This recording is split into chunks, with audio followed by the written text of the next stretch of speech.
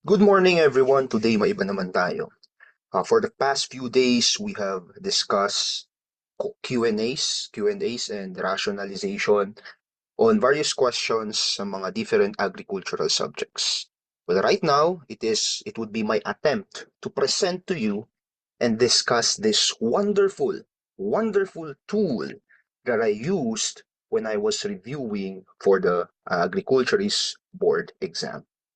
So sa mga nakapakinig na ng aking lecture, whether that be online through CBRC or whether that be face-to-face or whether that be sa aking YouTube channel and Facebook page, you might have encountered this Anki app na aking ini-introduce.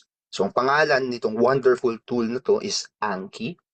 If you are going to download it in your desktop or laptop, it is called Anki Web. And when you download it in your phone, it is called Anki Droid primarily. So ganito siya. So ito yung Anki Droid sa phone. Ito naman yung ating Anki Web sa desktop. So pwede siyang gamitin sa desktop and then pwede rin siyang gamitin sa phone. Ang kagandahan dito, yung mga edits na ginagawa natin sa desktop ay nagsisync din doon sa phone natin. Okay. What is Anki?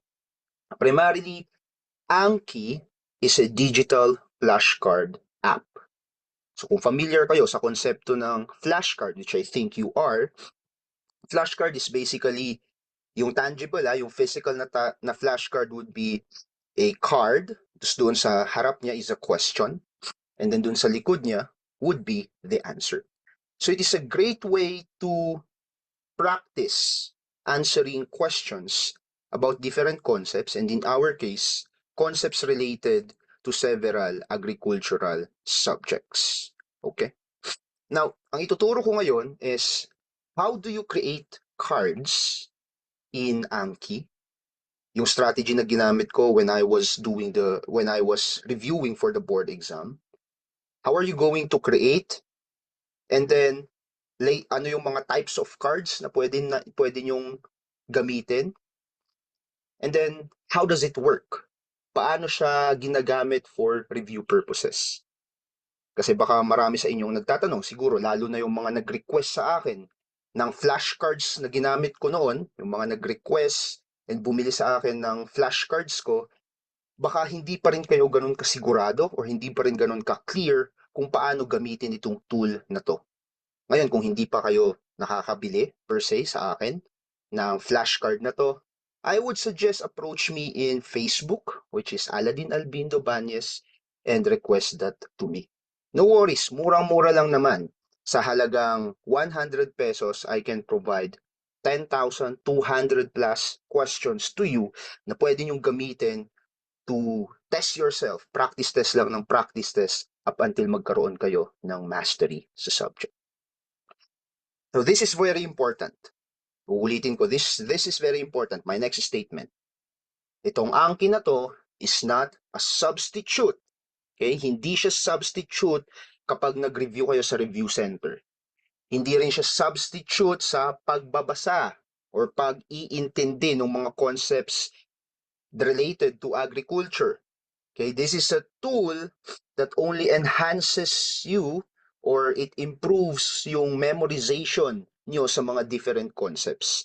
Kumbaga, kailangan meron kayong knowledge base muna bago nyo magamit yung Anki, tapos yung Anki, siya yung magre-reinforce ng mga ideas, yung mga knowledge sa utak natin. Okay? Kaya that is why very important pa rin na mayroon kayong resources, whether that be lecture videos or whether that be a book. Like for example, ito yung Green Empire, ginamit ko rin ito noon. Or kung nagre-review kayo sa CBRC, mahalaga pa rin na uma-attend kayo ng mga lecture sessions nila. Okay? Kasi hindi magiging effective na mag-aangki kayo kung hindi nyo naman naiintindihan yung mga concepts behind this questions. Okay? So again, that's the first step. The first step para magamit natin yung Anki is of course, i-download natin. Yan yung first step. So punta kayo sa Google, just search Anki Web. You can download it in desktop. Kung wala naman, you can also, kung wala kayong desktop, you can go ahead to your phone. That's smartphone. If very important, if that is an Android phone, you can go to Play Store, search for Anki, magpapakita Anki Droid. Okay? Anki Droid kasi maraming mga Anki app doon. Ang hinahanap natin dyan, Anki Droid. Now, paano sir kapag iPhone yung cellphone nyo? Yung mamahalin, 'di ba? Unfortunately, kapag iPhone, hindi yung app ay hindi free. Pwede pa rin bibilhin niyo siya at around, if I'm not mistaken, that would be 2,000 to 3,000 pesos. Yun lang hindi free as compared sa Android, free siya sa aming Play Store. Now, I would suggest kung iPhone ang phone nyo, ayaw nyo magbayad, I do suggest gamitin nyo na lang yung Anki through Google search. So punta kayo sa platform ng Anki, pwede naman kayo mag-login doon, magagamit nyo rin basically yung Anki app. Yun lang, kailangan nyo ng internet para magamit siya. Again, Anki can be used with an internet. It can also be used without an internet, yung app. Okay? Although when it comes to syncing, whereas yung mga edits or reviews na ginawa natin sa desktop, syncing it to our phone, kailangan ng internet para mag-work. So yun, mahalaga yun. Kailangan ng internet or kailangan ng data. Hindi naman ganun kabigat yung data na kailangan. So ginagamit lang yung internet kapag magsisync tayo. So simulan na natin. Let's say you have already downloaded the Anki Web and Anki Droid app in your desktop and in your phone. So ang tutorial natin ngayon is more on how to create cards sa desktop and ano yung magiging itsura niya sa phone. So magsisimula tayo sa desktop. So ito yung Anki ko. So basically na-open ko na siya. So ito siya. Well, ito yung binenta ko na flashcard ko primarily.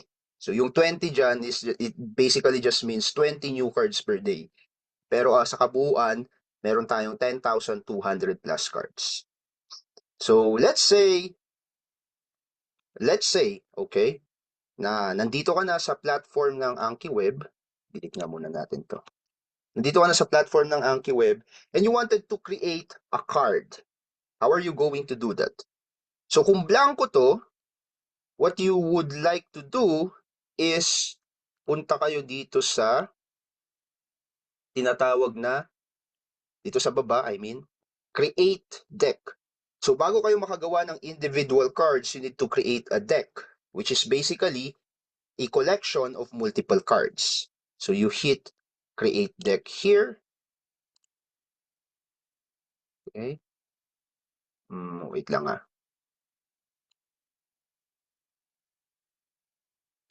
So you hit create deck and let's say pangalanan natin yung deck natin as sample agriculture. So sample agriculture. Econ. Yan. Sample agriculture econ kasi econ yung master na subject na tinuturo ko and yun yung gagamitin nating example. So right now, you have now a deck in the Anki platform. So you click that deck, kung papansinin mo 0, 0, 0 new cards, 0 learned and 0 due kasi wala ka pa namang nalalagay na cards basically sa deck na to. So you're going to hit this one, you're going to click this and you can now add a particular, you can now add cards to it. So when you say add, papakita dyan, mayroon kang text dito, front text and back text. Now before this, nandito pa rin sa akin yung resource ko on agricultural economics from the Green Empire. So sabi ko nga kanina, mahalaga na nagbabasa kayo, naiintindihan nyo yung mga concepts, and kapag naintindihan nyo na siya sa resource na to, tsaka nyo na lang siya ililipat sa Anki. Okay? Now, let's say you wanted to create a card. There are 3 cards. Maraming type of cards dito, basically. Pero meron akong 3 cards na madalas na ginagamit nung ako ay nagre-review pa lamang sa board exam. So, meron tayong basic, mayroong basic and reverse card, at saka close. So, ano pa kasi yung pagkakaiba ng mga to? Punta muna tayo sa basic. So basic cards typically means yung normal na flashcard natin. Sa harap, mayroon kang question, and sa likod, mayroon kang answer. So this is good primarily if you are merely identifying kung ano yung sagot to a specific question.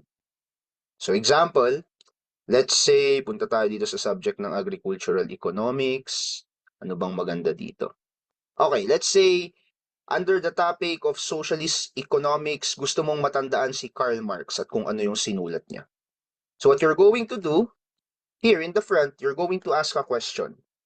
Who authored Das Kapital? Sabihin na natin, spelling ng kapital na yan. Das Kapital.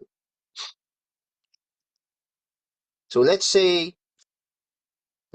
ang sagot doon is Karl Marx. So after mo magawa yung card na yan, you're going to hit add. And tignan natin kung anong itsura niya.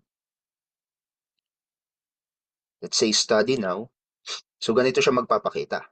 So sa front, magpapakita sa'yo yung question. Who authored Das Kapital? And at the bottom of it, nandun yung show answer. So when you show answer, papakita si Karl Marx. So that's how it looks. Yung basic card natin. Now let's say gusto mo pang mag-add ng another card. And ang gusto mo naman na i-add is yung basic and reverse card. Now, basic and reverse card naman, ginagamit ko siya in memorizing scientific names, if you are into that. Scientific names. Kasi ang scientific names is either common name lang and scientific name, right? So, madalas, the way kasi that my memory works, minsan naaalala ko yung scientific name through the common name, pero not the other way around. So minsan kapag ang nagpakita ay scientific name, hindi ko na alam kung ano yung common name. Alam ko yung common name going to scientific name, but scientific name going to common name, hindi ko alam. So basic and reverse card means basic card, and at the same time, kapag inad mo siya, dalawa yung cards na magpapakita. The original one that you did, and then babalik na rin niya yung front and back cards. So for example, Galus is chicken, di ba? So Galus, kapag nagpakita yung question na yan, ang common name niya ay chicken. So tignan natin. When we add it, so we hit add. Tignan natin kung paano siya magpapakita. Let's say answer yan. Mamaya na muna to. Galus, di ba? Nagpakita. So the answer would be chicken. But at the same time, may isa pang another card na nabuo, which is yung kabaliktaran nitong flashcard na to. Chicken is now equal to your galus. So yun yung basic and reverse card naman. Again, madalas ko siyang ginagamit when I am reviewing for scientific names para hindi lang strong yung memory ko from common name to scientific name, but even scientific name to common name. Okay? Now, let's add another type of card. This one is my favorite among the rest. Tinatawag natin siyang close card. Okay? So, ang close card, para siyang fill in the blank questions natin. Diba sa exam, may mga fill in the blank questions tayo. Like, for example, the economy an economic system that deals with the interaction of buyers and sellers is called the blank. So, di ba may mga ganong question. So, ito, yung close type of cards is similar to that type of question. Ang kagandahan dito, kapag kasi fill in the blanks, nakikita mo na agad yung context. Kung yung context ng tanong. That's one. At the same time, ang favorite ko sa close card is that it allows me to put several questions in one card and then it would test me into these several questions. So simulan natin para mas maintindihan natin. Ito, for example, we go to this, economic goals. So susulat mo dyan, economic goals. So sabihin natin kukuha tayo ng tatlo. Full employment,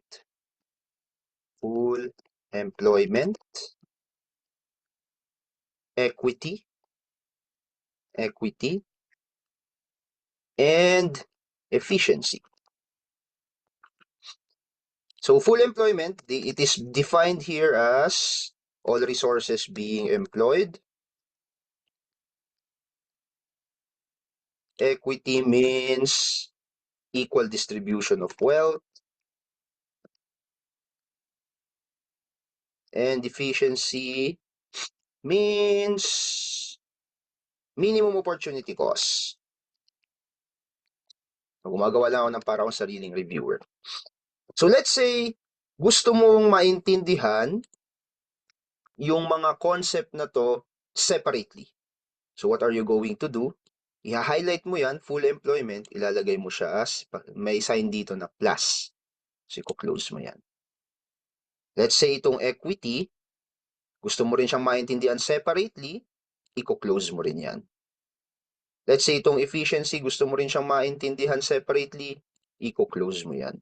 So mayroon ka na ngayong tatlong fill in the blanks. So ito yung magpapakita sa'yo na question and then iba-blank niya per the highlighted words na hinighlight natin kanina. You can also add here an extra note. Depende kung may other things na gusto kang matandaan kapag lumabas yung question na yon.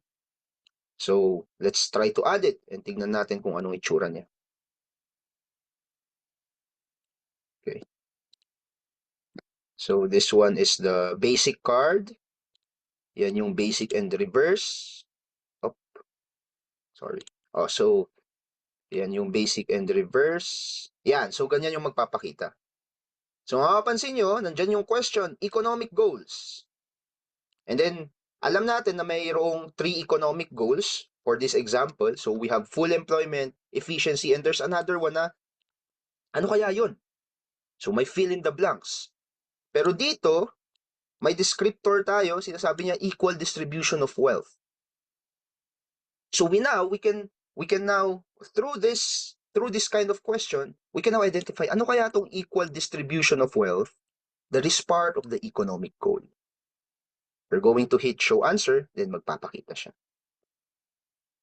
So basically, ang ginawa natin using the close card, nakagawa tayo agad ng tatlong questions. Nakagawa tayo agad ng tatlong questions kahit na isang card lang yung ginawa natin sa simula. 'Di ba? Now, kung mapapansin nyo, these three concepts, they are shown separately. Now, pwede mo rin naman magamit yung close card to show everything in one question. So, paano yon?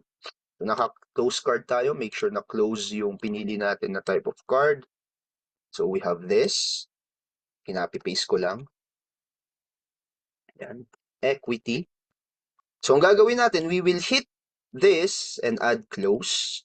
So, mapapansin nyo, it says C1 full employment. And then ito, add rin ulit natin. And then ito, i-add natin. And ang technique is, instead na C1, C2, and C3 yung magpapakita dyan, you will change everything to C1. Para sabay-sabay, magpapakita itong tatlong concept na to as blank concepts. Okay? So, let's try to add it. Tingnan natin kung ano itsura niya. So, galos-galos. Yan. O, ito yung una kanina na ginawa natin, close card, pero isahan lang per concept. So, ang sagot natin dyan ay full employment. Yan. So, ito na yung close card na una na ginawa natin the second time around. So, this time, you have the question, what are the different economic goals? And then, mayroong tatlong economic goals daw, tapos ito yung mga descriptors nila. So, huhulaan mo na. O, ano kayang sagot sa number 1? Ano kayang sagot sa number 2? And ano kayang sagot sa number 3? So, hindi natin alam yung sagot sa 1, 2, and 3 kasi clinose natin yung tatlong concepts na yon. So if you're going to answer it, papakita yung tatlo. So those are the three main cards that I use when I was reviewing for the board exam. Now, kung mapapansin nyo, sa babang bahagi ng aking Anki web app, may option dito na again, hard, good, at saka easy. Ano ba yung ibig sabihin ng mga yan? When you are answering cards kasi, or when you are answering questions, may mga questions na madali lang, and may mga questions naman na mahirap. So, doon naka-base yung mga choices na nandito sa baba. Whether that be mahirap yung concept or hindi mo natandaan yung concept or madali, doon ngayon magva-vary kung ilang days itatapon ni Anki yung question na yon bago siya bumalik sa yung knowledge base. So it means it works through the concept of what we call as spaced repetition. Okay. Nagiging effective daw kasi yung memory natin, if we allow time for us to forget the concepts before remembering it again. So that means dapat may effort tayo to remember yung concept. Hindi po pwedeng binasa natin, pumikit ka ng 10 seconds tapos inalala mo, masyadong madali yun kasi 10 seconds lang yung pagitan. So the good thing with Anki is it will give you days para ibalik sa'yo yung mga question na yon, especially yung mga madadaling question, so that you can now have an effort. May effort ka na to remember it. And because of that, mas tumatatak yung mga concept sa ating brain. So for example, for this specific question, say, who authored Das Kapital? Pakita mo dyan, sino kayang nag-author ng Das Kapital? Madali lang yung sagot. So, Karl Marx. So, kapag Karl Marx, nasagot mo naman ng maayos, hindi ka masyadong nahirapan, you will hit now this. 4 days. Easy. So, kapag hinit mo yan, ang ibig sabihin, yung same question na yon, babalik sa'yo after 4 days. Now, let's say after 4 days, bumalik sa'yo yung question na yon, magpapakita, and nalimutan mo yung sagot. Ang pwede mong gawin is i-hit mo yung hard and siguro babalik sa'yo. May program kasi silang ginagamit, hindi ko memorize. Babalik ulit sa'yo yung question na after 1 day.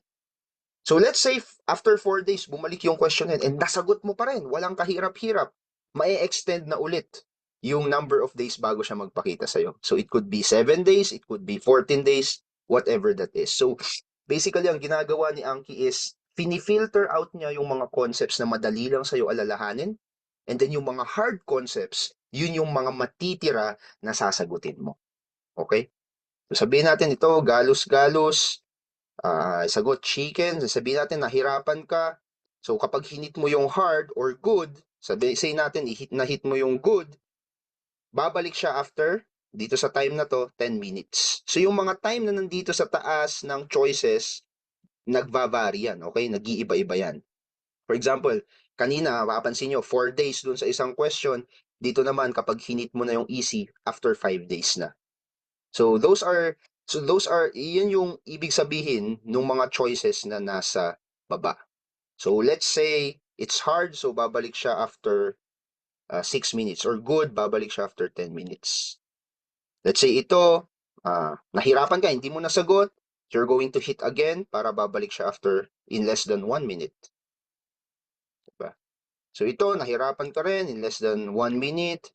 The other one would be 6 minutes. The other one would be 4 days, let's say. Up until such time na matapos mo na yung mga tanong, the goal is masagot mo lahat ng mga tanong na hindi ka nag-hit ng again. Okay?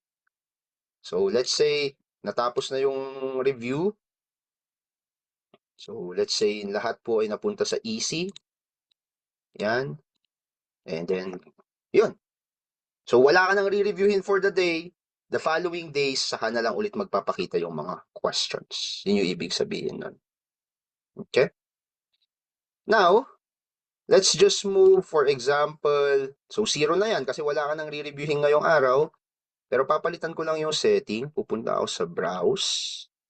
And then i-hit ko yan. And then I will say forget cards. So forget cards means i-reset niya. So parang sa simula, parang re-reviewin mo na lang ulit yung re-reviewin mo ulit yung way re-reviewin mo ulit as if nagsisimula kang mag-review. Yung ibig sabihin ng forget cards.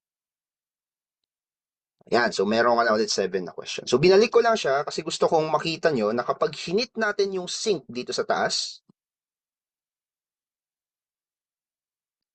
and then pumunta tayo sa ating phone, yan, and then pinili natin si Anki Droid, and then hinit din natin yung sync.